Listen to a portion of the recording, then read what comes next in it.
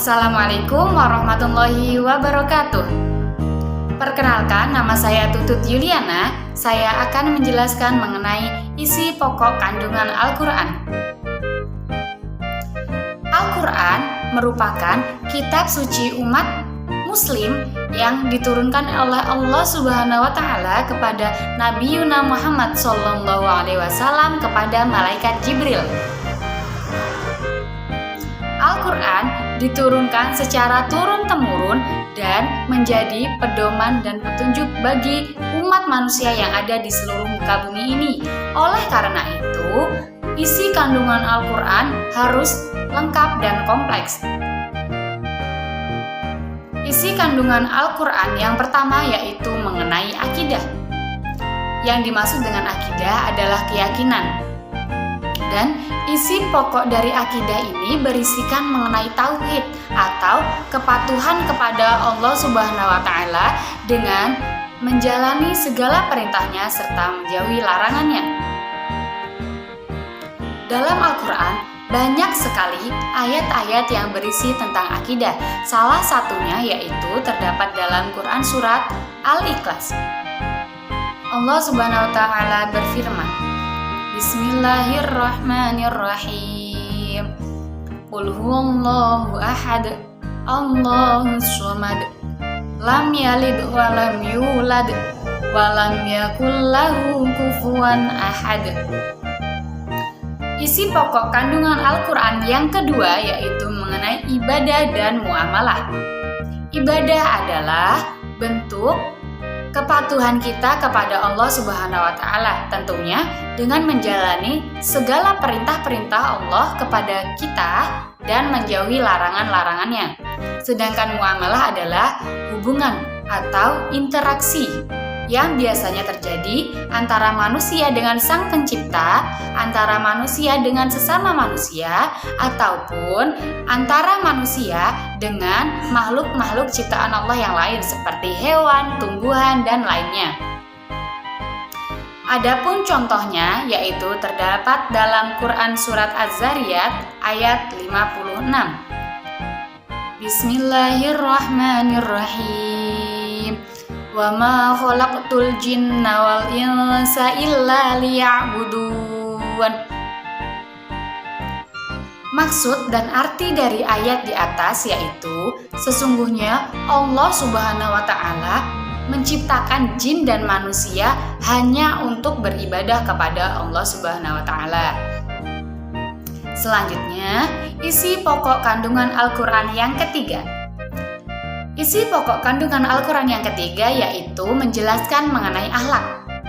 Banyak sekali ayat-ayat Al-Quran yang berisi mengenai akhlak, karena akhlak merupakan sifat yang melekat pada jiwa manusia dan dikeluarkan secara spontan dengan bentuk perbuatan atau perilaku-perilaku dalam kehidupan sehari-hari. Akhlak ini biasanya disebut dengan moral ataupun etika. Allah sangat menganjurkan kita sebagai umat muslim untuk berakhlak terpuji dan baik karena sesungguhnya Rasulullah SAW diutus dan diangkat menjadi Rasul liutammima makarimal akhlak untuk memperbaiki akhlak manusia. Adapun salah satu contohnya yaitu terdapat dalam Quran surat Al-Baqarah ayat 156. Bismillahirrahmanirrahim. Ya ayyuhalladzina amanu ista'inu bis-sabri was-shalah. Innallaha ma'as-sabirin.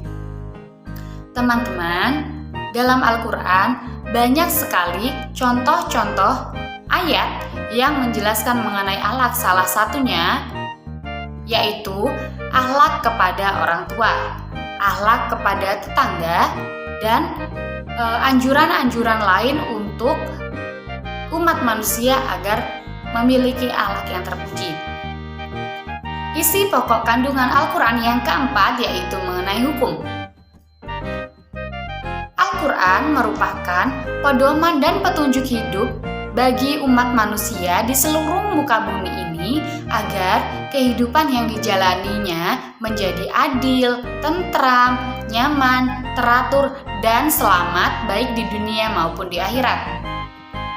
Hukum-hukum yang berada dalam Al-Quran tentunya sudah Allah sesuaikan dengan sebab dan akibat yang diperbuatnya. Salah satu contohnya yaitu Bismillahirrahmanirrahim. Wa in kuntum fi raibim mimma nazzalna ala abdina fa'tu bi suratin min mislih wad'u syuhada'akum min dunillahi in kuntum shadiqin. Isi pokok kandungan Al-Quran yang selanjutnya yaitu berisi mengenai sejarah dan kisah umat terdahulu. Teman-teman, adanya sejarah dan kisah umat terdahulu dalam Al-Quran dimaksudkan agar kita sebagai generasi saat ini dapat mengambil hikmah dan pelajaran dari kisah-kisah sebelumnya, agar kita dapat menjalani kehidupan dengan baik dan selalu mengharapkan ridho dari Allah Subhanahu wa Ta'ala. Banyak sekali ayat-ayat yang menjelaskan mengenai sejarah maupun kisah-kisah umat terdahulu. Salah satunya yaitu mengenai sejarah para nabi dan rasul. Dalam Al-Quran terdapat ayat-ayat yang menyebutkan mengenai kisah Nabi Muhammad, kisah Nabi Musa, kisah Nabi Isa, kisah Nabi Ibrahim, dan lain sebagainya. Dan dalam Al-Quran juga terdapat ayat-ayat yang menjelaskan mengenai Khulafaur Rasyidin maupun tokoh-tokoh yang lainnya.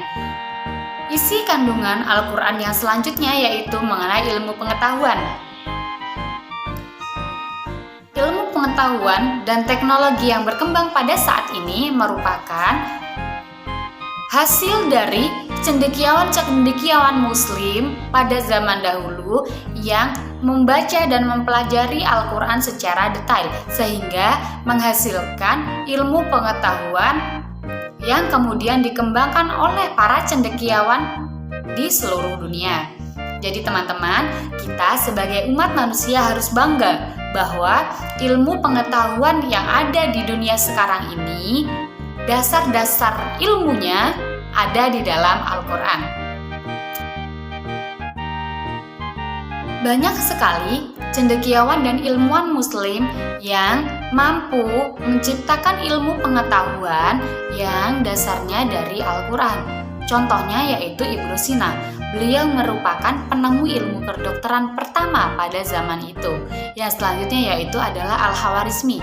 Al-Khawarizmi disebut sebagai bapak matematika karena beliau berhasil menemukan angka. Selanjutnya yaitu Ibnu Haytham. Ibnu Haytham ini merupakan penemu dasar-dasar alat optik dan beliau juga merupakan ilmuwan dalam bidang fisika. Jadi teman-teman, itu tadi merupakan isi pokok kandungan yang ada di dalam Al-Quran. Sebagai umat muslim, kita hendaknya selalu membaca Al-Quran, memahami, serta mengamalkannya dalam kehidupan sehari-hari. Baik teman-teman, sebelum saya tutup video pembelajaran ini, saya akan memberikan satu kuis bagi teman-teman. Kuisnya yaitu salah satu isi pokok kandungan Al-Quran yaitu mengenai hukum. Pertanyaannya, terdapat dalam surat apakah dan ayat berapa dalil yang saya sebutkan sebagai contoh dari ayat yang berisi mengenai hukum di atas? Jangan lupa dijawab ya teman-teman. Baik teman-teman, itu tadi video pembelajaran yang dapat saya sampaikan. Saya mohon maaf apabila ada kesalahan. Saya akhiri. Wassalamualaikum warahmatullahi wabarakatuh.